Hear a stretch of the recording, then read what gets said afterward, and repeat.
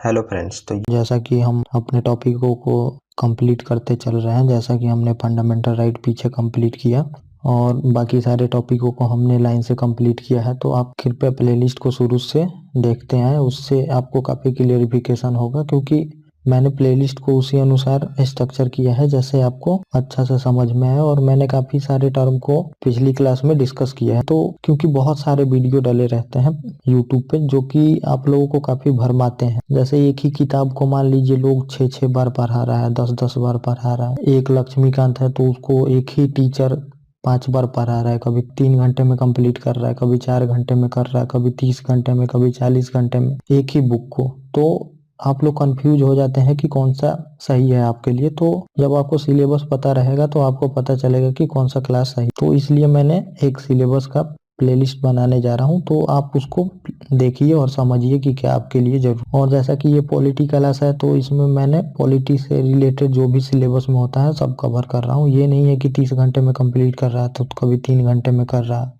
एक ही किताब को 100 टीचर एम लक्ष्मीकांत को पढ़ा रहे हैं, कभी 3 घंटे, कभी 4 घंटे, कभी 30 घंटे। आप देखिएगा तो 20-25 कितना टीचर है जो एक लक्ष्मीकांत बुक को पढ़ा रहे हैं। स्टूडेंट भी कंफ्यूज है कि हम किन टीचरों से पढ़ें, कौन सा क्लास देखें, 3 घंटे वाला देखें या 30 घंटे वाला देखें। तो इन सब को लेके काफी कंफ्यूजन है। तो ये क्लास जो मैंने बनाया है बिल्कुल मैं 4-5 किताबों से मिलाकर बनाया हूँ, कोई एम लक्ष्मीकांत और एक किताब से नहीं बनाया हूँ। जो आपके लिए रिलेवेंट है उससे बनाया हूँ। अब एम लक्ष्मीकांत है तो उसमें बहुत सारे फैक्ट दिए, उसकी हमें जरूरत नहीं है। एक एक केस के बारे में बताया गया है, एन नंबर ऑफ फैक्ट है, तो उसकी कोई जरूरत नहीं है। हमें जो जरूरत है मैंने इसमें सारे चीज इंप्लीमेंट कर दी है। तो बिल्कुल आप इस क्लास को देखें, आपको कहीं दिक्कत नहीं होगी पॉलिटी से रिलेटेड। तो आज हम DPSP directive principle of state policy देखेंगे, जो कि राज्य के नीति निर्देशक तत्व है। मौलिक अधिकार हम खत्म कर चुके हैं, तो अब हम अगले पार्ट पे देखेंगे, पार्ट 4। तब हम अपना टॉपिक शुरू करते हैं। राज्य के नीति निर्देशक तत्व भाग 4 में है ये directive principle of state policy, और आर्टिकल 36 से लेके हम 51 तक देखेंगे इसमें डीपीएसपी में। तो थोड़ा सा बैकग्राउंड आप जान लीजिए कि संविधान निर्माताओं ने यह विचार 1937 में निर्मित आयरलैंड के आयरलैंड के संविधान से लिया, और आयरलैंड ने इसे स्पेन से लिया। तो हमने आयरलैंड के संविधान से इसको अपने संविधान में लागू किया, और आयरलैंड ने स्पेन के संविधान से अपने संविधान में लागू किया था। और मूल अधिकारों के साथ निर्देशक तत्व संविधान की आत्मा एवं दर्शन। तो मूल अधिकार जो फंडामेंटल राइट है और डीपीएसपी, तो ये दोनों ही काफी इम्पोर्टेंट है हमारे संविधान। और आप इम्पोर्टेंट है तो क्वेश्चन भी इनसे ज्यादा ही आते हैं। आप कोई भी एग्जाम उठा के देखिए, इन सब टॉपिकों से ज्यादा क्वेश्चन आते हैं। डीपीएसपी, फंडामेंटल राइट, प्रीएम्बल और यूनियन एग्जीक्यूटिव मतलब विधायिका, कार्यपालिका, इन सब से ही ज्यादातर सवाल आते हैं एग्जाम। और ग्रेनविन ऑस्टिन ने इन्हें संविधान की मूल आत्मा का, तो ये भी कभी फैक्चुअल क्वेश्चन में आ सकता है आपके लिए, तो मैंने ये डाल दिया है। और मेंस में आप इसको डाल सकते हैं कोर्स बना के। तो इसका उद्देश्य है कि नीतियां बनाते समय राज्य इसको ध्यान में रख के ही नीति कोई बना। ये स्टेट को प्रिंसिपल मिला है कि अगर आप कोई भी कानून बनाते हैं तो आपको ध्यान रखना है इन अनुच्छेदों को, कि इसी अनुसार आपका कानून बनना चाहिए। अब हम थोड़ा सा डीपीएसपी के बारे में बात कर लेते हैं कि आखिर में यह है क्या। तो डीपीएसपी मतलब ये एक प्रिंसिपल है, मतलब जो संविधान सभा उस टाइम तो लागू नहीं कर पाई, लेकिन सरकार को बोल दी कि आप आने वाले दिनों में इसको लागू करिए, कि अगर आप कोई भी कानून बनाते हैं तो इसी के तहत कानून ये बनाइएगा, ताकि जो हम उस टाइम जस्टिएबल मतलब कि अगर इसके लिए आप किसी भी कोर्ट वोट में नहीं जा सकते, ये नॉन जस्टिसिएबल है, तो आप इसके लिए कोर्ट में नहीं जा सकते। तो उस टाइम हमारे पास रिसोर्स नहीं थी मतलब इन कानूनों को लागू करने के लिए, तो हमने इसको फ्यूचर में लागू करने के लिए स्टेट को प्रिंसिपल दिया है कि आप फ्यूचर में इसको लागू करें। तो ये एक प्रिंसिपल है। जैसे आपके घर में कोई नियम कानून होते हैं तो प्रिंसिपल होते हैं, उसी के तहत आप बाहर भी रिएक्ट करते हैं। जैसे कि मान लीजिए कि आपके फैमिली में बड़ों का सम्मान करना है, अगर घर आए तो उनका पैर छूना, तो आप बाहर भी जाते हैं तो पैर छूते हैं। तो ये आपके घर का एक प्रिंसिपल है। तो आपके जो भी अब बच्चे होंगे उनको भी ये प्रिंसिपल देख के मिलेगा कि हाँ हमारे पापा या मम्मी लोगों के पैर छूते थे तो हमें भी छूना चाहिए। तो उनको आपके थ्रू ये प्रिंसिपल मिला। तो स्टेट को प्रिंसिपल मिला है कि आपको ऐसे करना है, ये कानून लागू करना है, ये हमारे लिए आपके लिए प्रिंसिपल है। और उस टाइम ये नहीं लागू कर पाए क्योंकि उस टाइम हमारे पास इतना रिसोर्स नहीं थे, सरकार के पास पैसे नहीं थे, जैसे कि यूनिफॉर्म सिविल कोड है, तो उस टाइम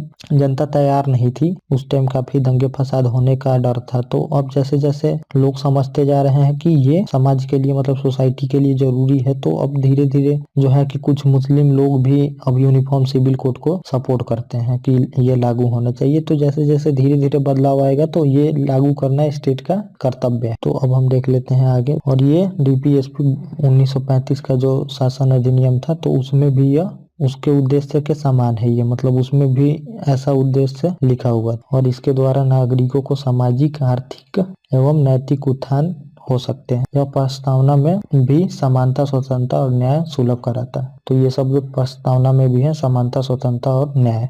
तो ये याद रखने की जरूरत है, क्योंकि क्वेश्चन में पूछ देते हैं कि कौन सा शब्द प्रस्तावना में है और कौन सा शब्द डीपीएसपी में भी है और मौलिक अधिकार में भी है, मौलिक कर्तव्य में भी है। तो ये सब याद रखना बहुत जरूरी। अब फंडामेंटल राइट बस आम लोगों के लिए है, मतलब कि आपके लिए, एक लोगों के लिए दिया गया है, यह आपका अधिकार है। और डीपीएसपी स्टेट को बोला गया है कि आप करो, और ये पूरे समाज के लिए, वो बस इंडिविजुअल के लिए है और ये पूरे सोसाइटी के लिए है, इसमें ये प्रावधान। तो अब हम देख लेते हैं इसका महत्व क्या है, सिग्निफिकेंस इसका देख लेते हैं, इंपॉर्टेंस क्या है। तो पहला देखिए कि शासन का मूल्यांकन का आधार है। मतलब डीपीएसपी ऐसा है कि अगर कोई भी सरकार है तो आप उसको जज कर सकते हैं इससे कि सरकार अच्छा काम कर रही है कि नहीं। तो डीपीएसपी में जो भी प्रावधान है, अगर सरकार उसको इम्प्लीमेंट नहीं कर रही या फिर उसको लॉ नहीं बना रही उस पे, तो आप उससे सरकार को जज कर सकते हैं कि सरकार सही काम कर रही है कि नहीं, क्योंकि ये स्टेट को प्रिंसिपल दिया गया है कि आप इसी को इम्प्लीमेंट करें धीरे धीरे, और इसमें सारे सही बातों को ही दिया गया है। तो अगर कोई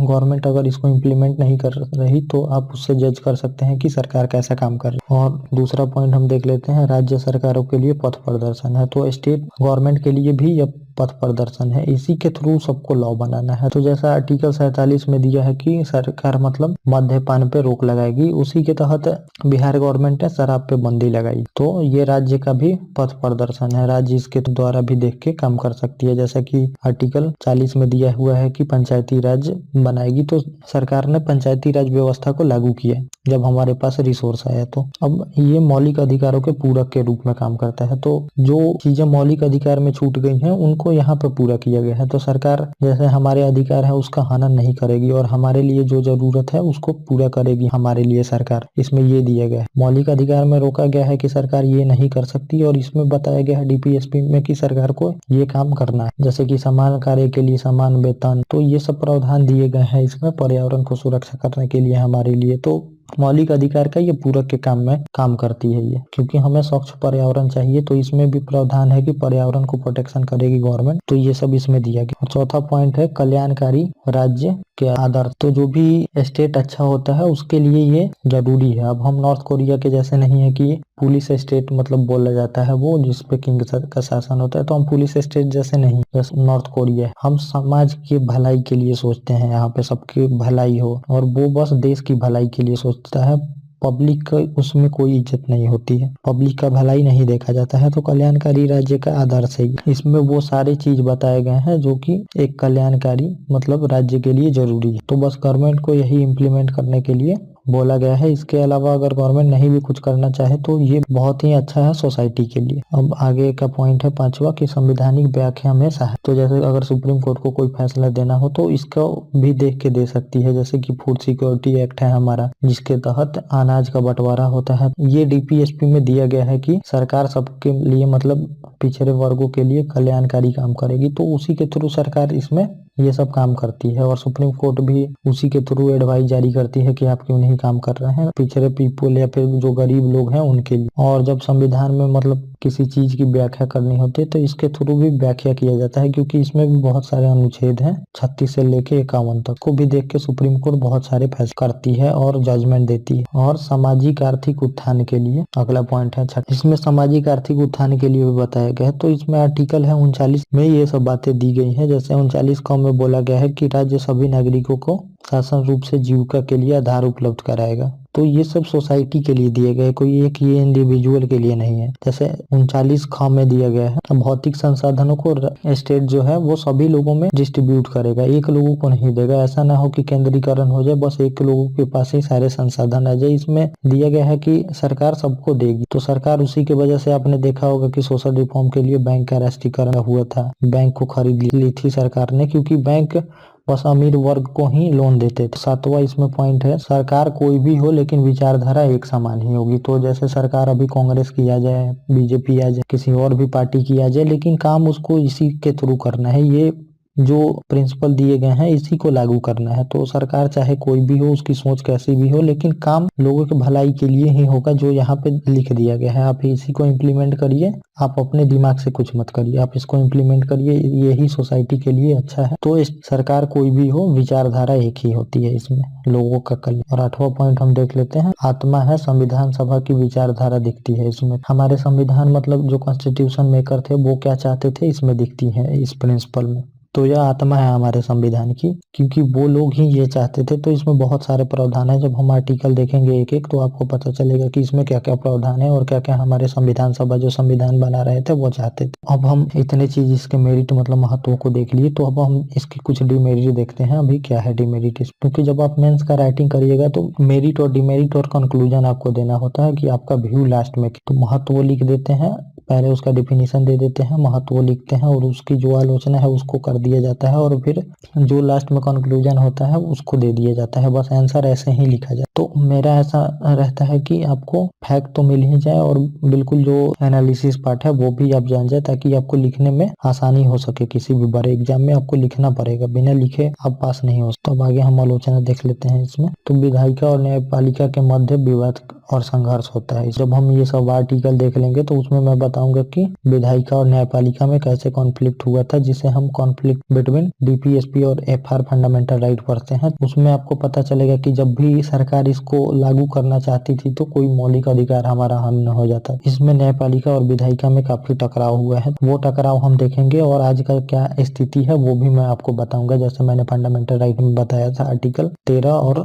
68 को लेके जो कॉन्फ्लिक्ट हुआ था 368 को लेके, वैसे ही हम इसमें भी बात करेंगे कि फंडामेंटल राइट और डीपीएसपी में कैसे कॉन्फ्लिक्ट हो गया था और क्या क्या केस हुए। तो ये सब हम काफी अच्छे से देखेंगे, क्योंकि जब जब विधायिका मतलब लागू करने जाएगी, इस पे कानून बनाएगी, तो हमारा कोई ना कोई फंडामेंटल राइट वायलेट हो जाता था और सुप्रीम कोर्ट में केस चला जाता। और दूसरा इसमें आलोचना है कि न्यायालय द्वारा लागू नहीं होगा, तो ये नॉन जस्टिसिएबल है, मतलब इसको लागू करने के लिए हम कोर्ट नहीं जा सकते, ये सरकार ही द्वारा लागू हो सकता है। सरकार जब कानून बनाएगी तभी लागू हो सकता है। ऐसे ये बस प्रिंसिपल दिया गया है कि आप इस पे कानून बनाइए, लेकिन जैसे जैसे हमारे पास संसाधन होते जाएंगे वैसे वैसे कानून बनते जाएंगे। और तीसरा है साधनों का की स्पष्टता नहीं है। तो इसमें साधन नहीं बताए गए हैं गवर्नमेंट को कि आप साधन कहाँ से लाएंगे इसको लागू करने के लिए। जैसे पंचायती राज था, इसमें केंद्रीकरण नहीं होना चाहिए, संपत्ति का समान कार्य के लिए समान वेतन है, राज्य द्वारा व्यवस्था करनी है पुरुषों और स्त्रियों और छोटे बच्चों को मतलब जो भी है उनके लिए स्वास्थ्य वगैरह की, अच्छे से साधन की, शिक्षा, ये सब। इसमें ये नहीं बताया गया है कि संसाधन कहाँ से आएंगे, बस बता दिया गया है कि आपको ये करना है। गवर्नमेंट को संसाधन कहाँ से लाए ये नहीं बताया गया है इसमें। और चौथा पॉइंट है अधिकारों तथा निर्देशक तत्वों में टकराव।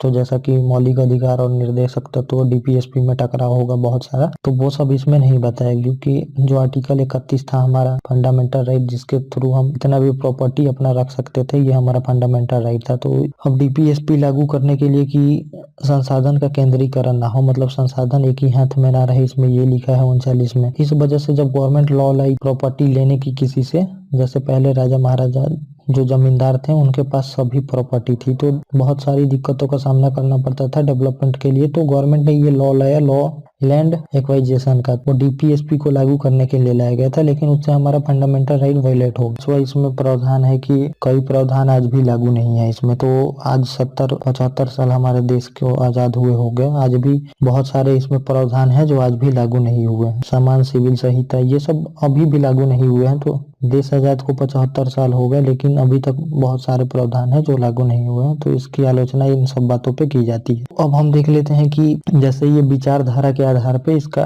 क्लासिफिकेशन किया गया है, वर्गीकरण, इसको भी हमें जान लेना जरूरी है, क्योंकि क्वेश्चंस में आते हैं कि कौन सा प्रावधान डीपीएसपी का समाजवाद है, कौन सा गांधीवाद है, कौन सा उदारवाद है, तो ये जान लेना हमारे लिए बहुत जरूरी है इसमें। तो इसमें हम देख लेते हैं विचारधारा के आधार पे जो वर्गीकरण हुआ है इसमें। तो पहला है कि समाजवादी जो विचारधारा है, तो कौन कौन सा आर्टिकल इसमें समाजवाद को बताता है। अब समाजवाद मतलब मैं सिंपली बता दूं कि जैसे सरकार के पास सभी संसाधन होते हैं और सरकार लोगों को देती है, सारा संसाधन अपने पास रख के, मतलब इसमें सभी वर्ग बराबर होते हैं। इसमें प्राइवेट में होता है कि उदारवाद में कि सरकार का कम हस्तक्षेप होता है संसाधनों पर, वो प्राइवेट प्लेयर मतलब प्राइवेटाइजेशन ज्यादा होता है इसमें।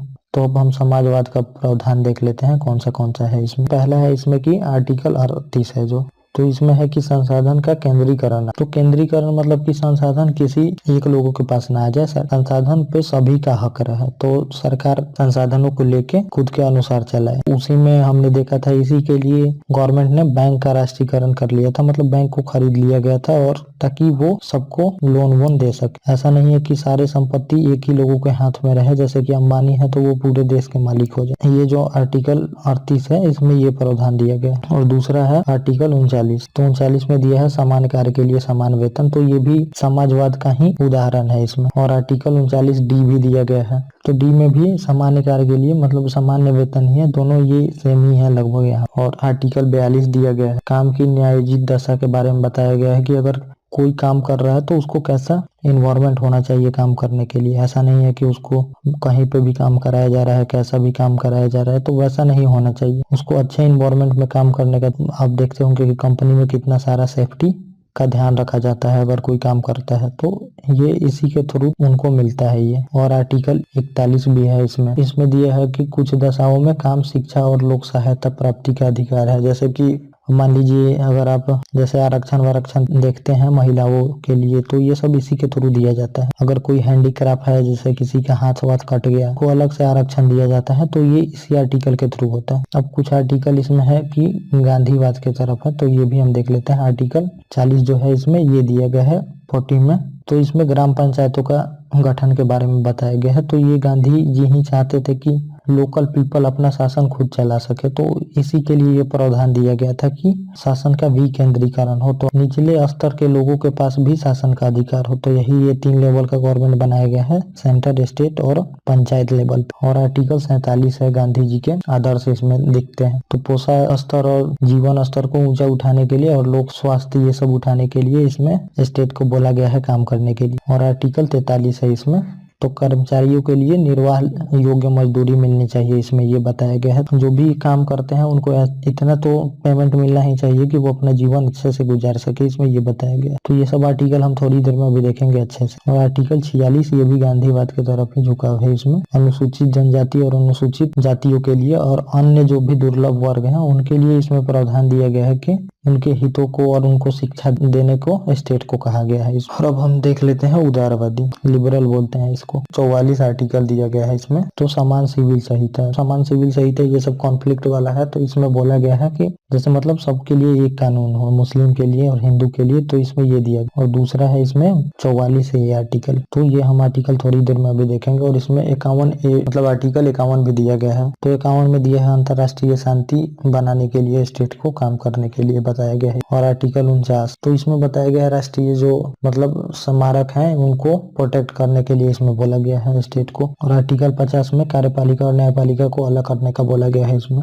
तो ये सब हम आगे अब देखेंगे अच्छे से। तो अब हम चलते हैं आगे। इसमें अब हम पहला आर्टिकल देखेंगे कि 36 आर्टिकल अब यहाँ से शुरू होता है हमारा राज्य का नीति निर्देशक तत्वों के आर्टिकल। तो पहले आर्टिकल में ही राज्य की परिभाषा दी गई। तो राज्य की परिभाषा वही है जो आर्टिकल 12 में हम लोगों ने देखा था कि जो भी मतलब सरकारी है या फिर अगर सरकार से फायदा उनको मिल रहा है तो वो सब सरकारी चीजें हैं, उसको स्टेट हम मानते हैं। अगर आपकी भी नौकरी होगी तो आप स्टेट ही होंगे। और इसमें सरकारी कंपनियां भी आती है, एल भेल घेल सेल जो भी है वो सब सरकार का पार्ट में ही गिना जाता है उसको। और आर्टिकल 37 है इसमें, यह बाध्यकारी नहीं है। तो इसमें यहीं पे 37 में बता दिया गया है कि यह बाध्यकारी नहीं है। आप इसके लिए सरकार को ये नहीं बोल सकते कि आप लागू क्यों नहीं कर रहे हैं, क्योंकि यह बाध्यकारी नहीं है, नॉन जस्टिसेबल है ये।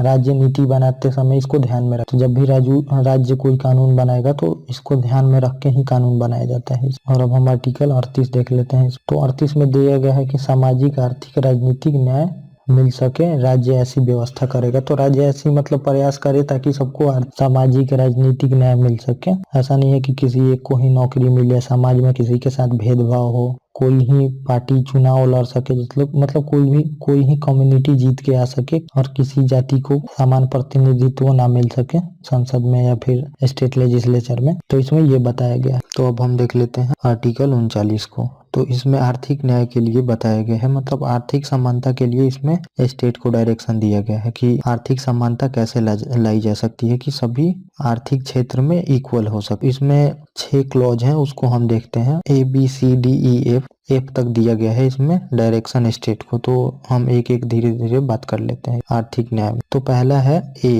मतलब क, सभी नागरिकों को समान रूप से जीविका साधन उपलब्ध कराने का प्रयत्न करेगा राज्य। तो मतलब सभी को रोजगार, इसमें जीविका साधन मतलब कि रोजगार मिलना चाहिए, तभी तो वो अपने लिए जो भी होगा वो खरीद सकेंगे, या फिर जीने के लिए जब रोजगार नहीं मिलेगा तो वो कैसे अपना घर बार चला सकते हैं। इसलिए बताया गया है कि सभी के लिए रोजगार वगैरह उपलब्ध कराएगा इसमें स्टेट। और इसमें बी जो है ख, इसमें बोला गया है कि राज्य भौतिक संसाधनों का स्वामित्व और नियंत्रण इस प्रकार की अधिकाधिक सार्वजनिक हित हो। तो अब जो फंडामेंटल राइट और DPSP में जो कॉन्फ्लिक्ट होगा बी और सी को ही लेके होगा। इसको आप याद रखिएगा, जो बी आर्टिकल है मतलब ख को याद रखिएगा, क्योंकि जब हम कॉन्फ्लिक्ट बिटवीन DPSP और फंडामेंटल राइट पढ़ेंगे तो इसमें ये बहुत जरूरी होगा आपको याद रखने के लिए। मतलब भौतिक संसाधनों पर इस तरह सरकार मतलब नियंत्रण रखे ताकि एक लोगों को ही इससे फायदा ना हो सके, सभी को फायदा हो इससे। इसी को लेके जो हमारी संसद थी उसने लैंड का कानून पास किया था। तो सारे जो मतलब जमीन थे वो भूभाग जमींदारों के पास थे, तो डेवलपमेंट के लिए उनसे लेना बहुत जरूरी था, तो गवर्नमेंट ने लिया था इसको। ये हम फंडामेंटल राइट के पहले वीडियो में पार्ट 1 में पढ़ चुके हैं इसके बारे में, तो वो आप देख के अच्छे से वहाँ पे समझ सकते हैं। और इसमें ये भी था कि मतलब भौतिक संसाधन एक लोगों के पास ना हो, तो जैसे पहले अब बैंक अमीर लोग अपने लिए खोलते थे और खुद ही को पैसा देते थे, खुद के रिश्तेदार वगैरह को। गरीबों को लोन नहीं मिल सकता था और नहीं मिल पाता था। सरकार ने सारे बैंक का नेशनलाइजेशन कर दिया, मतलब राष्ट्रीयकरण, बैंक को खरीद लिया इसी के तहत। तो जब बैंक खरीदने सरकार जा रही थी तो ये केस भी सुप्रीम कोर्ट गया था कि सरकार कैसे सारे मतलब बैंकों को खरीद सकती है। तो ये हम देखेंगे फंडामेंटल राइट और DPSP का जो कॉन्फ्लिक्ट हम थोड़ी देर में पढ़ेंगे अभी, तो उसमें हम अच्छे से देखेंगे इसको। तो ये आर्टिकल आपको याद रखना बहुत जरूरी है। अब हम देख लेते हैं सी ग, संपत्ति और संसाधनों का केंद्रीकरण ना हो। मतलब जो भी भौतिक संसाधन है और जो भी संपत्ति है उसका केंद्रीकरण ना हो, मतलब एक जगह वो ना हो, सभी में डिस्ट्रीब्यूट, सबको बटा जाए। अगर कोई भी संसाधन है देश में तो वो सबको मिले, ये नहीं है कि एक लोगों को ही मिले। तो यही 2 आर्टिकल आपको याद रखने हैं जो कि आगे हम पढ़ेंगे तो ये हेल्पफुल होंगे हमारे जानने के लिए। और इसमें जो डी आर्टिकल है घ, समान कार्य के लिए समान वेतन। मतलब अगर कोई एक ही काम कर रहा है तो उसको किसी को ज्यादा पैसा और किसी को कम पैसा नहीं दिया जा सकता है। इसमें ये बताया गया है समान कार्य के लिए समान वेतन होना चाहिए। लेकिन अभी भी डिस्क्रिमिनेशन होता तो ही है, महिलाओं को कम पैसा दिया जाता है उसी काम के लिए और पुरुषों को ज्यादा पैसा दिया जाता। तो लॉ तो होते ही हैं, मतलब बहुत सारे लॉ हैं, लेकिन इम्प्लीमेंट सही तरह से नहीं हो पाता, इस वजह से ये सब लूप होल देखने को मिलता है हमारे लॉ में। अब अंग जो है ई बोलते हैं उसको, राज्य द्वारा ऐसी व्यवस्था की जाए जिसमें पुरुषों, स्त्रियों और बालकों के स्वास्थ्य के खिलाफ ना हो। तो मतलब ऐसा काम कोई ना हो कि जो पुरुषों, बालकों, जो बूढ़े लोग हैं, पुरुष हैं, तो उनके स्वास्थ्य के खिलाफ हो। ऐसी सरकार व्यवस्था करे, ऐसा काम जहाँ मिले वहाँ पे इन लोगों को दिक्कत ना हो, चाहे ऐसा इन्वायरमेंट विकसित करे जहाँ पे इन लोगों को स्वास्थ्य को हानि ना हो सके। और इसमें एक देख लेते हैं जो चाह, तो बालकों को स्वास्थ्य रूप से विकसित और प्लस व्यक्तियों को विकास कर पाए, ऐसा मतलब इन्वायरमेंट दे सरकार, शोषण ना हो उनका, जो बालक है या फिर जो भी व्यक्ति है उनका शोषण ना हो, ऐसा इन्वायरमेंट बनाए सरकार ताकि इन लोगों का शोषण ना हो। और इसको 42वें संविधान 1976 द्वारा जोड़ा गया था। और यही जो आर्टिकल मैंने बताया था उस टाइम, बी और सी याद रखना है। तो इसको 25वें अमेंडमेंट द्वारा आर्टिकल 39 को बी और सी को प्राथमिकता दी जाएगी, 14, 19 और इसमें 31 भी है, तो ये हम जान लें। और इसमें 39A भी मुफ्त न्याय के लिए जोड़ा गया है। तो अब हम देख लेते हैं आर्टिकल 40 को। यहाँ तो ग्राम पंचायतों का संगठन, तो ये गांधीवादी जो हमने बात किया था, तो गांधीवादी से ये मिलता जुलता है क्योंकि गांधी जी चाहते थे कि लोकल लेवल पे लोगों के पास में शक्ति हो ताकि वो अपना जो भी प्रॉब्लम है खुद से सॉल्व कर सके। तो इसलिए ये स्ट्रक्चर गवर्नमेंट हमारा बनाया गया है, एक सेंट्रल लेवल, एक स्टेट लेवल और एक पंचायत लेवल पे। ये हम बात करेंगे जब पंचायती राज सिस्टम पढ़ेंगे तो उसमें बहुत अच्छे से इसका बात किया जाए। तो 73वां और 74वां संविधान संशोधन 1992 में किया गया था इसके लिए। और इसमें 41वां आर्टिकल हम देख लेते हैं। प्रत्येक व्यक्ति को काम पाने, शिक्षा, बीमारी, बुढ़ापा और अंग हानि में सार्वजनिक सहायता मिले। तो जो भी अगर कोई बूढ़ा व्यक्ति है, बीमार व्यक्ति है, बुढ़ापा में अगर कोई व्यक्ति है या फिर कोई अपाहिज हो चुका है तो उसको सरकार के द्वारा सहायता मिलनी चाहिए। तो आप देखते भी होंगे कि वृद्धा पेंशन जो ये सब मिलती है और शिक्षा मिलती है फ्री में स्वास्थ्य मिलती है सुविधा हॉस्पिटलों में। और जैसे कि कोई अंग से अपने अपाहिज हो जाता है, एक आध अंग उसका काम नहीं करता, सरकारी नौकरी में इनको विशेष छूट मिलता है, इसी के थ्रू मिलता है। आज जो भी आप गवर्नमेंट का काम देखते हैं तो आप इससे मिला सकते हैं, सारे डीपीएसपी से लगभग मैच करते हैं, क्योंकि यही डायरेक्शन दिया है स्टेट को कि काम करने के लिए आप इसी को इम्प्लीमेंट करें पहले। और अब हम देख लेते हैं आर्टिकल 42। तो काम की न्यायोचित दशा हो, मनोचित दशा हो, प्रसूति सहायता मतलब प्रेगनेंसी वगैरह में इन लोगों को थोड़ा छूट मिले। ये नहीं है कि अगर कोई लेडीज प्रेग्नेंट है तो उसको काम कराए जा रहे हैं आप। और काम की न्यायोचित दशा मतलब अच्छा इन्वायरमेंट हो काम करने के लिए, ऐसा ना हो कि महिलाओं का शोषण हो, बच्चों के साथ गलत व्यवहार हो, बच्चों से काम कराया जाए, ये सब नहीं हो सकता वहाँ पे। ऐसा गवर्नमेंट इन्वायरमेंट बनाए काम के लिए। अब हम देख लेते हैं आर्टिकल 43। कर्मकारों के लिए निर्वाह मजदूरी मिले। जैसे कि कोई भी जॉब कर रहा हो तो इतना तो उसको सैलरी मिले ताकि वो अपना घर अच्छे से चला सके, अपना खर्च निकाल सके और अच्छा जिंदगी बिता सके, इतना उसको सैलरी मिलना चाहिए। इसमें ये दिया गया है। और इसमें संशोधन भी हुआ था, 42वां संविधान संशोधन। और 43 क मतलब 43 ये जोड़ा गया, उद्योगों के प्रबंधन में श्रमिकों की भागीदारी। तो जो भी उद्योग मतलब खुले तो उसमें सभी श्रमिकों को काम मिले, ये नहीं है कि कुछ ही लोगों को काम मिले, तो सभी को भागीदारी होनी चाहिए उसमें। और यहीं पे है 43B, सहकारी समितियों के लिए 97वां संविधान संशोधन किया गया था 2011 में कि सहकारी समिति बना सके लोग। अब हम आर्टिकल 44 देख लेते हैं। तो इसमें समान सिविल संहिता का बात किया गया है, मतलब कि सबके लिए एक ही कानून हो। तो अभी आप देखते होंगे कि हिंदू और मुस्लिम के लिए अलग अलग कानून है। तो कानून मतलब दो तरह होते हैं, सिविल कानून होते हैं जो शादी, तलाक, प्रॉपर्टी ये सबको लेके सिविल कानून इसको बोला जाता है। और एक होता है फौजदारी कानून, उसे क्रिमिनल हम बोलते हैं। तो इसमें आत्महत्या, मर्डर, किसी पे वार, ये सब क्रिमिनल कानून में आता है। अब जो क्रिमिनल कानून है इसमें तो सेम लॉ है सबके लिए, लेकिन ये दीवानी में अलग अलग है, मुस्लिम के लिए अलग है और हिंदू के लिए अलग है। तो हिंदू के लिए एक समान कानून है लेकिन मुस्लिमों के लिए अलग कानून है। तो इसी में बोला जाता है कि गवर्नमेंट ऐसा व्यवस्था करे ताकि समान कानून सबके लिए हो सके। इसी में एक केस पढ़ाया जाता है, वो शाहबानो का केस। उस टाइम से ये मुद्दा काफी ज्यादा छाल में था। शाहबानो एक मुस्लिम महिला थी जो कि बूढ़ी हो चुकी थी और उनके पति ने 3 तलाक दे दिया था, मतलब तलाक तलाक तलाक कहने पर उनको तलाक माना जाता है। वो कोर्ट में चली गई थी और वो बोली कि हमारे जीवन यापन के लिए पैसा मतलब दे, वो जो भी तलाक दिए हैं। तो सुप्रीम कोर्ट ने फैसला दिया था कि उनको अपने जीवन निर्वाह के लिए जो उनके हस्बैंड है वो पैसा दें। फिर ये मुस्लिम कानून में ऐसा कुछ नहीं था, वो माना कि ये तो ये बहुत मुद्दा उठा था और राजीव गांधी ने मुस्लिम वुमेन प्रोटेक्शन एक्ट, जिसमें सुप्रीम कोर्ट के फैसला जो सुप्रीम कोर्ट का फैसला था उसको पलट दिया गया। तो ये केस थोड़ा सा जानना जरूरी था जो मैंने बता दिया यहाँ। अब हम आगे देख लेते हैं आर्टिकल 45। तो इसमें राज्य 6 से कम के बच्चों को पूर्ण प्राथमिक शिक्षा दिलाने का प्रयास करेगा। और इसमें एक संशोधन हुआ था 86वां संविधान संशोधन 2002 में। तो 6 से 14 तक के बच्चों को शिक्षा का अधिकार मतलब ये फंडामेंटल राइट में जोड़ दिया गया था। और यहाँ पे इसको 6 वर्ष से कम के बच्चों को लिख दिया गया था कि स्टेट प्रयास करे। तो हम फंडामेंटल राइट में ये देख ही चुके हैं अच्छे से। अब हम देखते हैं 46वां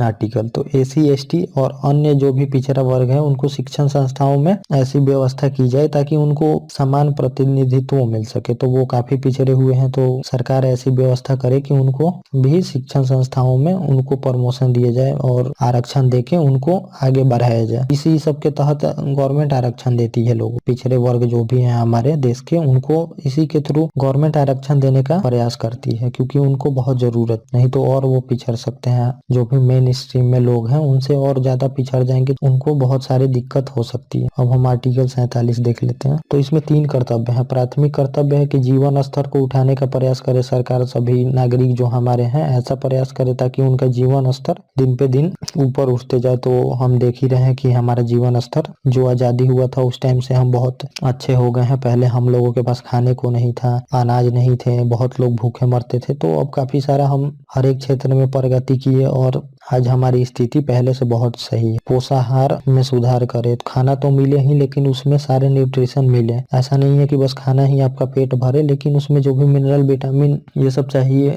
होता है वो भी मिले। और स्वास्थ्य हमारा अच्छा हो इसका भी सरकार प्रयास। और इसमें बोला गया है कि रोक लगाने के लिए जो भी शराब वराब होता है, मादक पदार्थ, उन पे रोक लगाने को बोला गया है सरकार को। तो इसी के थ्रू आप देखते होंगे बिहार गुजरात में जो शराबबंदी हुई है इसी के थ्रू की है स्टेट गवर्नमेंट। अब हम देख लेते हैं आर्टिकल 48। तो कृषि और पशुपालन का संगठन। तो कृषि और पशुपालन को भी सरकार बढ़ावा दे, क्योंकि हमारी जो देश है वो कृषि प्रधान कंट्री है। अब यहाँ पे 50% करीब लोग कृषि में लगे हुए हैं और पशुपालन में, और हमारे जीडीपी में करीब 16% का योगदान है कृषि क्षेत्र और पशुपालन क्षेत्र का। तो इनको बढ़ावा देना भी बहुत जरूरी है। और इसी में आर्टिकल 48 ये भी जोड़ा गया कि पर्यावरण का भी संरक्षण तथा वन्य एवं वन्य जीव का भी संरक्षण करे सरकार, ऐसा प्रयास करे। तो इसी के तहत हमारा एक्ट भी पास किया गया है इन्वायरमेंट प्रोटेक्शन के लिए। और हम इतने जैसे टाइगर कंजर्व करते हैं, वनों को बढ़ा रहे हैं, तो इन सब के थ्रू ही हम बढ़ाते हैं। सरकार को ये डायरेक्शन मिला हुआ है संविधान से। और हम देख लेते हैं आर्टिकल 49। इसमें राष्ट्रीय महत्व के जो भी स्मारक संस्था या वस्तु है तो उनका संरक्षण करे सरकार। तो जैसे हमारे जो कल्चरल मंदिर टेम्पल वगैरह है तो उनका संरक्षण करे। जो भी हमारे इतिहास में जो हमें विरासत में मिली है उन चीजों का संरक्षण करे। तो जैसे कि ताजमहल अभी एसिड रेन से ताजमहल का कलर कम होने लगा था, मतलब खराब होने लगा था, तो गवर्नमेंट इसी के तहत प्रोटेक्शन करती है। ये सब पहले से ही डायरेक्शन मिला हुआ है गवर्नमेंट को कि ऐसे ऐसे आपको काम करना। तो अब हम आर्टिकल 50 देख लेते हैं। तो इसमें बोला गया है कार्यपालिका और न्यायपालिका का पृथककरण। तो मतलब यहाँ पे कार्यपालिका और न्यायपालिका के बीच में सेपरेशन, मतलब दोनों को अलग अलग किया जाए। ये उनका कार्य क्षेत्र क्या है, इनका कार्य क्षेत्र क्या है, ये बिल्कुल डिफाइन रहे, किसी के कार्य क्षेत्र में कोई ना आ पाए। तो जैसा हमने जुडिशियल एक्टिविज्म में देखा था और जनहित याचिका में कि कैसे न्यायपालिका कार्यपालिका के काम में टांग अड़ाने लगी तो कितना सारा दिक्कत बढ़ गया था। तो बिल्कुल इनका पावर का सेपरेशन होना चाहिए, कोई किसी के क्षेत्र में ना। और ये जो आर्टिकल है इस पे यूपीएससी में क्वेश्चन आ भी चुका है। तो अब हम देखते हैं आर्टिकल 51। तो इसमें है अंतर्राष्ट्रीय शांति और सुरक्षा की अभिवृद्धि, मतलब स्टेट ऐसा प्रयास करे हमारी सरकार जो है कि पूरे विश्व में शांति रहे और सभी राष्ट्र में समन्वय न्याय संगत को बढ़ावा दे। तो सभी राष्ट्रों से मतलब दोस्ताना रिश्ता बना के रखे, ऐसा ना हो कि हमें किसी भी देश से हमारी दुश्मनी। तो वैसे भी हमारे देश का काफी सभी देशों से अच्छा रिश्ता है और हम वैसे भी फॉलो करते हैं वसुधैव कुटुंबकम का, जिसमें बोला जाता है कि पूरा विश्व एक परिवार है। तो ये हम फॉलो करते हैं और भारत ऐसा ही देश है, मतलब अभी तक पूरे इतिहास में कभी भी भारत ने किसी पे हमला नहीं किया है। तो ये सब विश्व शांति के लिए हम एक मिसाल है और हमारे संविधान में भी इसको जोड़ा गया। और अंतर्राष्ट्रीय जो भी संधि और समझौता होता है उसका पालन करे अच्छे से, ताकि विश्व में शांति बनी रहे। क्योंकि जो भी संधि और समझौते होते हैं वो विश्व के शांति के लिए और विश्व के भलाई के लिए ही होते हैं। तो इसको पालन करना हमारा कर्तव्य है, सभी नागरिकों का और देश का भी, जो कि हम अच्छे से करते हैं। और अंतर्राष्ट्रीय विवाद जो भी है उसको बातों द्वारा खत्म किया जाए। ये नहीं है कि जो भी विवाद है तो हम उसको युद्ध के द्वारा ही खत्म करने का कोशिश करें। ऐसा नहीं है कि हमेशा युद्ध के लिए तैयार रहें, हमें बातों से ही हर एक मामले को सॉल्व करना चाहिए। क्योंकि बाद में युद्ध के बाद भी लोग टेबल पर ही बैठ के बात करते हैं उस विषय के बारे में, तभी जाके सॉल्व होती है। तो क्यों ना हम पहले ही बात करके उसको सॉल्व करने का प्रयास करें। तो ये इसमें दिया गया है अंतर्राष्ट्रीय शांति के लिए आर्टिकल 51। तो अब हम देख लेते हैं आगे फंडामेंटल राइट और डीपीएसपी में अंतर क्या है। ये भी बहुत जरूरी है और ये सिलेबस में है तो हम इसको भी देखेंगे अच्छे से। तो पहला देख लेते हैं कि फंडामेंटल राइट है ये नकारात्मक अधिकार है। तो ये सरकार जो भी है हमारी सरकार स्टेट को, गवर्नमेंट को रोकती है कि आप ये काम मत करो। जैसे आप जनता के प्रति डिस्क्रिमिनेशन ना करो, अगर किसी को गिरफ्तार कर रहे हो तो ये काम करो, सबको समानता दो, किसी के साथ भेदभाव मत करो। तो इसमें ये निगेटिव कॉन्सेप्ट माना जाता है, मतलब नकारात्मक अधिकार है। इसमें सरकार पे रोक लगाती है ये जो भी, और इसको सकारात्मक बोला जाता है डीपीएसपी में। क्योंकि इसमें जो भी हमने आर्टिकल देखे इसमें बोला गया है कि सरकार ये काम करे। आर्थिक न्यायालय, पर्यावरण का देखभाल करे, समान सिविल संहिता लाए। तो ये सब बोला गया है स्टेट इसको करने का प्रयास करे, और इसमें रोक लगाया गया है स्टेट को कि स्टेट ये ना करे फंडामेंटल राइट। और दूसरा है कि इसमें ये न्यायोचित है, मतलब जस्टिसिएबल है, आप इसके लिए न्यायालय में जा सकते हैं। तो आपका कोई भी फंडामेंटल राइट अगर वायलेट होता है तो आप सीधे सुप्रीम कोर्ट या हाई कोर्ट के पास जा सकते हैं। तो इसके बारे में हम बात कर चुके हैं। और ये गैर न्यायोचित है, मतलब नॉन जस्टिसिएबल है। इसके अगर ये अधिकार का आपका हनन होता है तो आप किसी भी कोर्ट में नहीं जा सकते हैं। और तीसरी बात है फंडामेंटल राइट में कि नागरिकों को स्वतः प्राप्त हो जाती है। तो ये फंडामेंटल राइट जब लिख दिया गया था 26 जनवरी 1950 को, जब हमारा संविधान लागू हुआ, तो हमें वहीं से ये राइट मिल गए थे। और डीपीएसपी में सरकार द्वारा लागू करनी पड़ती है। अगर सरकार उस पर कोई कानून नहीं बनाती है तो ये लागू नहीं माना जाएगा। जब भी सरकार कोई कानून बना देती है तो उसको माना जाता है कि अब ये हमें मिलने लगा। और चौथी बात है नागरिकों के लोक कल्याण के लिए है। तो ये नागरिकों को मिले हैं, इंडिविजुअल आपके लिए है, बस एक लोगों के लिए, और ये पूरे समाज के लिए। अगर कोई भी लॉ बनती है तो पूरे समाज के लिए बनेगी। तो इसमें आर्थिक न्याय आएगी तो पूरे समाज को फायदा होगा, लेकिन ये बस एक इंडिविजुअल लोगों के लिए है, बस आपके लिए। और पांचवा है इसमें फंडामेंटल राइट सरकार के महत्व को, मतलब सरकार पे ये अंकुश लगा, सरकार की जितनी भी पावर है उसको कम करती है ये जो हमारी फंडामेंटल राइट है। और इसमें सरकार के कर्तव्यों को बढ़ाया जाता है कि सरकार को बोला जाता है कि आपका ये कर्तव्य है, करो। और इसमें रोक लगाया जाता है फंडामेंटल राइट में कि आप ये काम मत करो। तो इसमें इतने सारे डायरेक्शन दिए गए हैं डीपीएसपी में करने के लिए सरकार को। तो ये सरकार के कर्तव्यों को बढ़ाता है। और छठा है राजनीतिक लोकतंत्र के लिए ये जरूरी, क्योंकि ये व्यक्तियों के लिए है, तो इसमें व्यक्तियों को राजनीतिक लोकतंत्र मिलेगा। और इसमें सामाजिक और आर्थिक लोकतंत्र के लिए जरूरी है। इसमें इतना सारा आपने देखा था, सामान्य कार्य के लिए समान वेतन, तो वो सबको मिलेगा, तो समाज को कल्याण होगा। और इसमें सातवां है कि फंडामेंटल राइट में आपातकाल में निलंबित हो सकता है। तो हम जब ये इमरजेंसी पढ़ेंगे तो उसमें देखेंगे कि आपातकाल में कौन कौन सा अनुच्छेद निलंबित हो जाएगा और कौन कौन सा नहीं होगा, तो ये हम पढ़ेंगे उसमें। तो आपातकाल में ये निलंबित हो सकता है, लेकिन डीपीएसपी हमेशा लागू होगा, या आपातकाल हो या ना हो, क्योंकि ये नॉन जस्टिसेबल है, गवर्नमेंट को डायरेक्शन है, तो ये हमेशा लागू रहता है। और आठवां है कानून की आवश्यकता नहीं होती है अधिकारों के क्रियान्वयन के लिए। तो इसमें कानून बनाने की कोई जरूरत नहीं है, ये सीधे फंडामेंटल राइट ही है आपका, सीधे कॉन्स्टिट्यूशन से आर्टिकल में मिल गया है। और ये है इसके लिए कानून बनाने की आवश्यकता होती है, क्योंकि जो आर्टिकल हमने 37 देखा था तो उसमें सीधे ही बोल दिया गया है कि ये जस्टिसिएबल नहीं, तो इसके लिए कानून की जरूरत होती है। तो गवर्नमेंट को कानून बनानी पड़ती है, अब स्टेट हो या फिर सेंटर हो। तो स्टेट ने जैसे बनाया था कि वो मद्यपान पे रोक के लिए शराबबंदी, तो वो कानून बनाना पड़ा। फंडामेंटल राइट में कानून की जरूरत होती है। और 9वां देख लेते हैं हम, अदालतों के द्वारा असंवैधानिक या अवैध घोषित किए जा सकते हैं। तो जैसा कि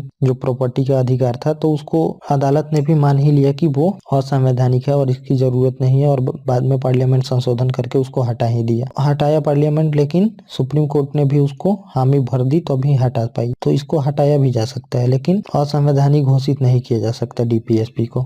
तो अभी तक एक भी डीपीएसपी को असंवैधानिक घोषित नहीं किया है, जबकि 39 जो बी और सी था उसको मौलिक अधिकार पे भी आगे रखा गया है। तो वो हम देखेंगे अभी थोड़ी देर में। और आदर्श नागरिक के निर्माण के लिए जरूरी है, क्योंकि ये इंडिविजुअल को मिला है, बस एक लोगों के लिए, मतलब जैसे कि ये इंडिविजुअल लोगों के लिए, ये हमारा अधिकार। और ये आदर्श राज्य के लिए जरूरी है, आदर्श राज्य की स्थापना के लिए, क्योंकि ये पूरे सोसाइटी के लिए है। तो इससे एक आदर्श राज्य बने, हमारा देश एक आदर्श देश बनेगा। तो ये अंतर जान लेना हमें जरूरी था। अब हम आगे देखते हैं, तो आगे चलते हैं हम कि अब हम यहाँ देखते हैं मूल अधिकार और डीपीएसपी में जो टकराव हुए हैं, कॉन्फ्लिक्ट बिटवीन डीपीएसपी और फंडामेंटल राइट। तो ये टॉपिक भी बहुत आता है और ये हमें जानना भी बहुत जरूरी है, क्योंकि इसमें बहुत सारा कंफ्यूजन होता है लोगों को। तो मैं कंफ्यूजन को दूर करने का बहुत प्रयास करूंगा और हो सके तो कर भी दूंगा। और जैसा हमने उस टाइम बात किया था कि क्या फंडामेंटल राइट में संशोधन हो सकता है कि नहीं, तो उससे भी थोड़ा ये टॉपिक रिलेटेड होगा। तो जो अनुच्छेद मैंने वहां पे बात किया था वो भी मैं थोड़ा सा यहाँ पे डालूंगा। अगर आप उस वीडियो को देख लेंगे तो वो आपको इस टॉपिक से काफी अच्छा क्लियरिफिकेशन हो पाएगा। मूल अधिकार और डीपीएसपी में टकराव ये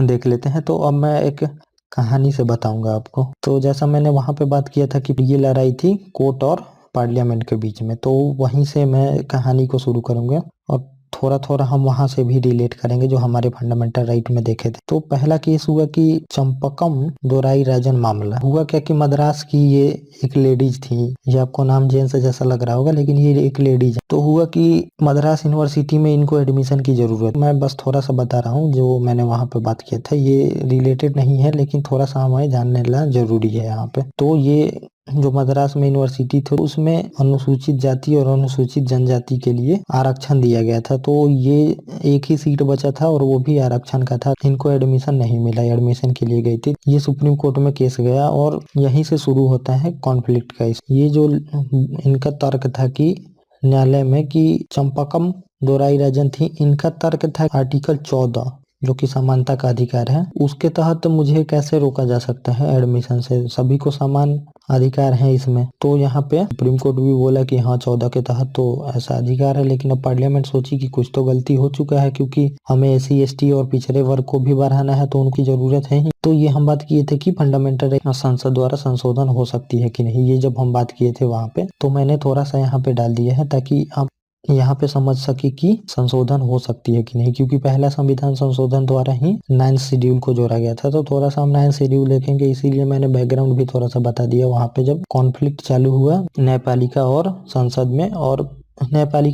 में, और इसको बोला जाता है फंडामेंटल राइट और DPSP, मतलब दोनों में कॉन्फ्लिक्ट शुरू हुआ। तो इसमें 2-3 चीजें रिलेटेड थी और एक दूसरा मामला था कि जो सारे लैंड जो थे वो जमींदारों के पास, तो जमींदारों का फंडामेंटल राइट था आर्टिकल 31 के तहत कि वो अपना मतलब जो भी प्रॉपर्टी है वो लोग अपना कंजर्व कर सकते हैं, वो आपका फंडामेंटल राइट है, वो आप रख सकते हैं जितना भी आपका प्रॉपर्टी है। तो सारे जमींदार के पास थे। इसमें भी पार्लियामेंट सोची कि ये कैसे हो गया कि मौलिक अधिकार भी हम लिख चुके हैं इसमें और हमें ये रिफॉर्म भी करना है क्योंकि अब डेवलपमेंट के लिए जमीन की जरूरत। तो इसमें हुआ कि अब जो बैंक थे वो भी बड़े लोगों के पास ही थे। बैंक का भी सरकार के पास आना जरूरी था क्योंकि बैंक अपने फायदे के लिए ही लोग यूज करते थे। जो बड़े लोग थे वो जनता से पैसा लेके अपना बिजनेस करते थे, जनता को लोन भी नहीं मिल पाती थी, जो छोटे किसान या फिर गरीब लोग थे। तो गवर्नमेंट को ये भी लेना था, तो ये भी प्रॉपर्टी ही हुआ, तो इसको भी होल्ड करना आपका फंडामेंटल राइट था 31 के तहत और 19 के तहत। ये सब लेके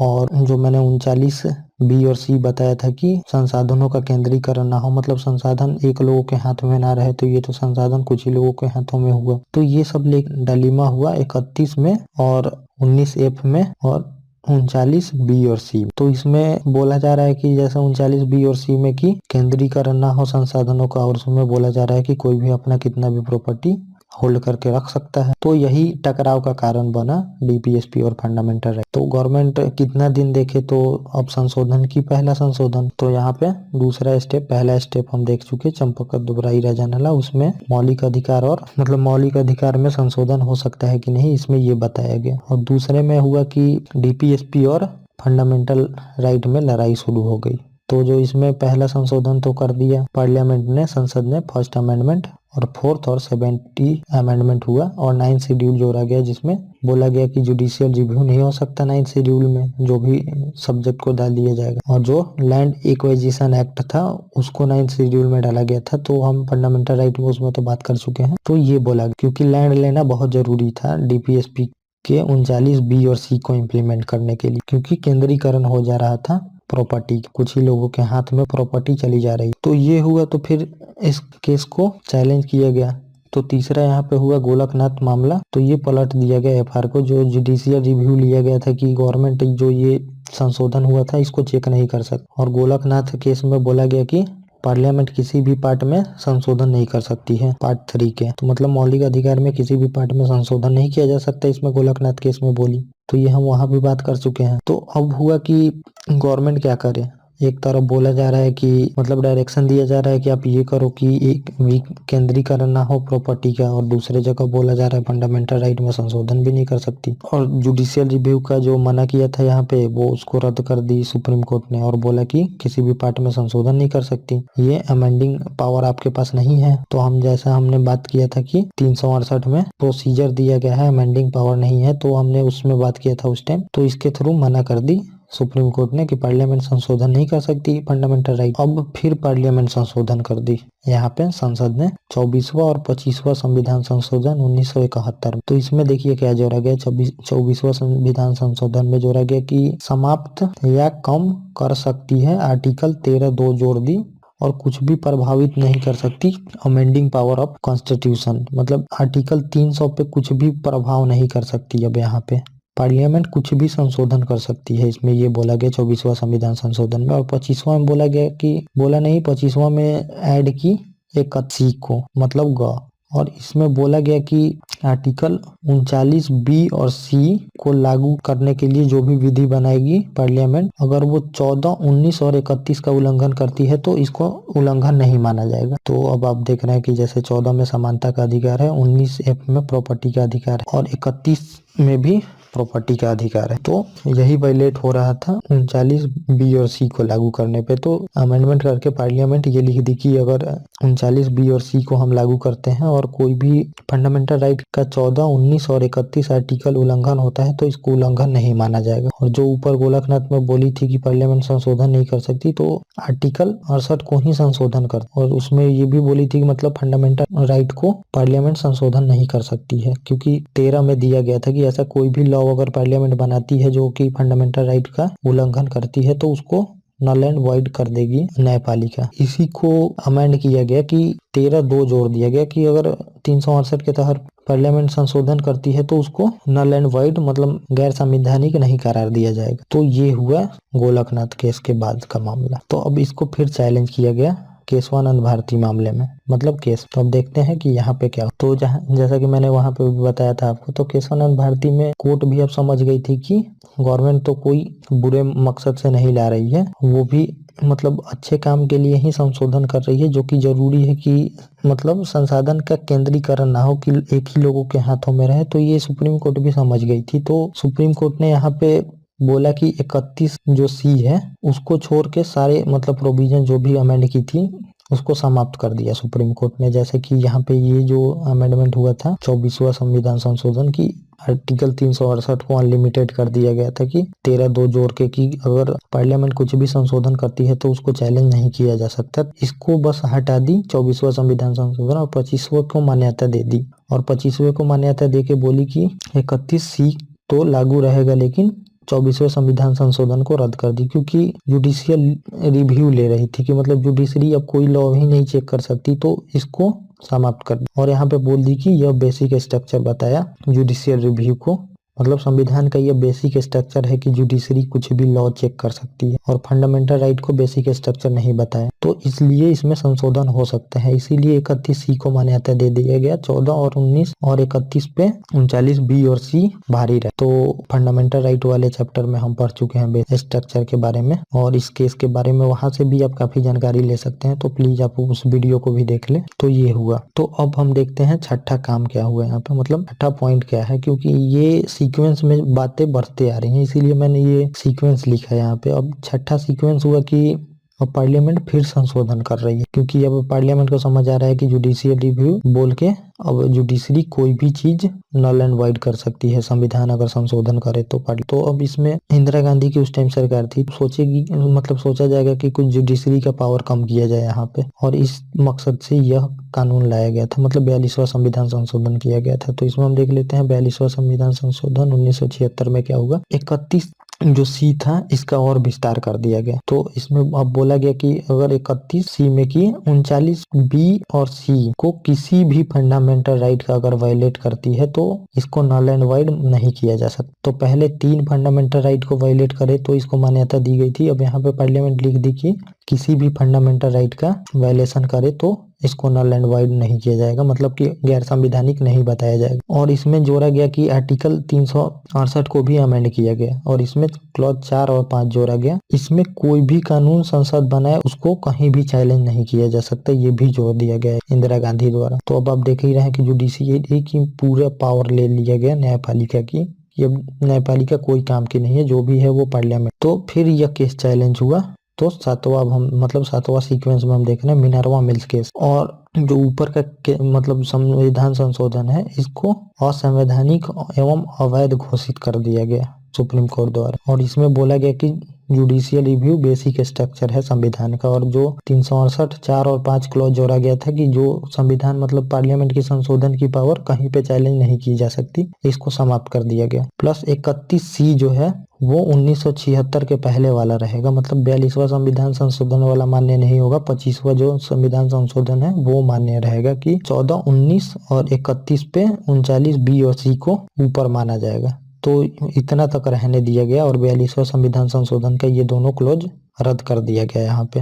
और आर्टिकल 14 और 19, 31, 39 बी और सी रहेगा ऊपर। ये मैंने बता भी दिया, ये रहेगा, ये प्रोविजन है आज भी। और यहाँ पे 19 एफ और 31 आर्टिकल को 44वें संविधान संशोधन 1978 द्वारा ही समाप्त कर दिया गया। इसी 2 से ज्यादा प्रॉपर्टी को लेके हो रहा था, क्योंकि गवर्नमेंट रिफॉर्म नहीं कर पा रही थी, तो इसको हटा ही दिया गया फंडामेंटल राइट। और यह एक विधिक अधिकार है, मतलब साधारण लॉ है हमारा ये। तो इसमें जुडिशरी भी समझ गई और पार्लियामेंट भी समझ गई कि कैसे काम चलेगा। और इसी में बोला गया कि और फंडामेंटल राइट और डीपीएसपी के बीच संतुलन बनाने को कहा गया जुडिशरी द्वारा। ये नहीं कि आप मतलब डीपीएसपी के लिए फंडामेंटल राइट को कम कर दें और फंडामेंटल राइट के लिए डीपीएसपी को कम कर दें, दोनों में संतुलन बनाने की जरूरत, क्योंकि सभी प्रोविजन ऐसे हैं कि अगर आप कुछ को लागू करने जा रहे हैं तो कुछ ना कुछ आपका वायलेट होगा ही, लेकिन उसमें कम से कम वायलेट किए हुए दोनों अगर लागू हो जाए तो गवर्नमेंट ऐसा प्रयास करे, इसमें ये बोला गया। तो ये था पूरा मामला जो कि मैंने समझाने की कोशिश की है बहुत, क्योंकि इसमें बहुत कंफ्यूजन होता है और बहुत लोग ही बहुत मुश्किल से ही समझा पाते हैं। इसलिए मैंने ये सीक्वेंस में लिख दिया है ताकि जब मैं आपको ये नोट्स दूं तो आपको बहुत अच्छे से समझ में आए, और जब भी रिवीजन करें आप तो एक बार में आपको ये समझ में आ जाए। तो इसलिए मैंने ये सीक्वेंस में नोट्स लिखा हुआ है। और थोड़ा सा आप फंडामेंटल राइट वाला जो पार्ट 1 है उसको देखेंगे तो और आपको ये समझ में आएगा बिल्कुल अच्छे से। और ये मैं बता दूं कि पॉलिटी लोग पूरा खत्म कर चुका होता है, लेकिन ये टॉपिक समझ में नहीं आता, ये और बेसिक स्ट्रक्चर का, और ये कॉन्फ्लिक्ट बिटवीन डीपीएसपी और फंडामेंटल राइट, और क्या फंडामेंटल राइट में संशोधन हो सकती है कि नहीं, जो इनिशियल फेज था। तो इन तीनों टॉपिकों में काफी कंफ्यूजन होता है, इसलिए मैंने पूरा लिख के समझाने की कोशिश की है। तो ये दोनों वीडियो आप बिल्कुल अच्छे से देखें प्लीज, ये आपसे मेरी गुजारिश। तो अब हम देख लेते हैं आगे। अब आगे है हमारा भाग 4 से बाहर जो नीति निर्देशक तत्व, मतलब भाग 4 में तो है ही नीति निर्देशक तत्व, मतलब जो सरकार को डायरेक्शन है, वो भाग 4 से भी बाहर कुछ दिए हैं नीति निर्देशक तत्व सरकार को, मतलब डायरेक्शन दिए गए। तो पहला है कि सेवाओं के लिए अनुसूचित जाति और जनजातियों के दावे हैं इसमें। तो ये जो आर्टिकल है ये 335 है, यहाँ पे गलती से 325 लिखा गया है, तो 335 आर्टिकल है यहाँ पे। मतलब जो भी अनुसूचित जाति और अनुसूचित जनजाति हैं उनके दावे को बढ़ावे के लिए बोला गया है, जैसे कि उनको जो जो जरूरत है, जो जो वो बोले उनको बढ़ावे के लिए इनमें गवर्नमेंट प्रयास करे। और दूसरा दिया गया है मातृभाषा में शिक्षा का प्रोविजन करे, तो भाग 17 में आर्टिकल 350 है ये। तो जो भी बच्चे हैं उनको जो शुरुआती शिक्षा होती है उनको उनके भाषा में देने का प्रयास करे सरकार, मातृभाषा जो वो जानते हैं शुरू से बचपन, क्योंकि उनको दिक्कतों का सामना करना पड़ता है। एक तो अलग से लैंग्वेज सीखो, और लैंग्वेज सीखने में ही उनका टाइम बीत जाता है, तो उनका विकास नहीं हो पाता, वो जो सब्जेक्ट की जानकारी होती है वो नहीं ले पाते भाषा के वजह से। तो उनको भाषा का दिक्कत ना है ताकि वो अच्छे से सब्जेक्ट को समझ पाए। बाद में जाके आप जो भी भाषा में उनको पढ़ाई करानी है वो पढ़ाएं बाद में जाके, लेकिन शुरू में उनके भाषा में उनको शिक्षा दे ताकि वो समझ सके सब्जेक्ट के। और तीसरा है हिंदी भाषा के विकास के लिए, ये भी भाग 17 में ही है आर्टिकल 351 में। तो हिंदी भाषा के विकास के लिए सरकार प्रयास करे। तो हिंदी को लेके तो बहुत सारा मतलब कॉन्फ्लिक्ट चलते रहता है, जब भी सरकार बढ़ावा को बोलती है तो हमारे दक्षिण के राज्य हैं वो विरोध करने लगते हैं। तो इसमें भाषा की नहीं है, मतलब बात है कि पहचान की। तो अगर हमारा हिंदी भाषा रहेगा तो हमारी विश्व में अलग पहचान होगी, इस वजह से बोला जाता है गवर्नमेंट को बढ़ावा के लिए। क्योंकि आज जो भी अंग्रेज हैं उनकी भाषा को हम उपयोग करें तो फिर हमारे उनमें कोई अंतर नहीं समझ में आता है। और जो भी जैसे कि चीन है, तो चीन अपने भाषा को इतने वर्ल्ड लेवल पे वर्ल्ड की दूसरी भाषा बना चुका है चाइना, तो हमें भी अपने हिंदी को प्रमोट करना चाहिए। इंग्लिश तो जरूरी है, तो हम अपने ऑफिशियल काम में यूज करते ही हैं, लेकिन हमें एक अपना लैंग्वेज बनाना चाहिए और इसको बढ़ाना चाहिए ताकि हमारी पहचान विश्व में अलग हो सके और हमारे भाषा को प्रमोट किया जाए। तो ये कॉन्स्टिट्यूशन में ही लिखा गया है, तो इसका प्रयास गवर्नमेंट करती भी। तो हमने इतना चीज देख लिया पूरे डीपीएसपी को, उसका सिग्निफिकेंस, कॉन्फ्लिक्ट बिटवीन डीपीएसपी और फंडामेंटल राइट पार्ट 3 से बाद में जो बाद के जो डायरेक्शन है स्टेट को, उसको भी हमने देख लिया। और यहाँ पे हमने फंडामेंटल राइट और डीपीएसपी का अंतर भी देख लिया, और सारे आर्टिकल जो भी थे वो हमने डिस्कस कर दिया। और जितने संशोधन हुए हैं इसमें मैं उसको लिख ही दिया था इसमें। तो लगभग हमारा पूरा ये टॉपिक अच्छे से कंप्लीट हो गया, और महत्व को भी देख लिया, कुछ आलोचना भी देख ली हमने, और कुछ इसका बैकग्राउंड भी देख लिया, और कहाँ कहाँ से हमने और कैसे कैसे ये हमारे संविधान में आया ये भी हम हिस्ट्री देख लिया, और इसका विचारधारा के आधार पे जो वर्गीकरण था ये भी जान। तो इससे रिलेटेड सारे एस्पेक्ट को मैंने कवर कर लिया है। तो अब बस इसको रिवीजन करें और कुछ सोचने की जरूरत नहीं है, सारी चीज मैंने इसमें इम्प्लीमेंट कर लिया जो भी एग्जाम से रिलेटेड हो। Okay guys, thank you.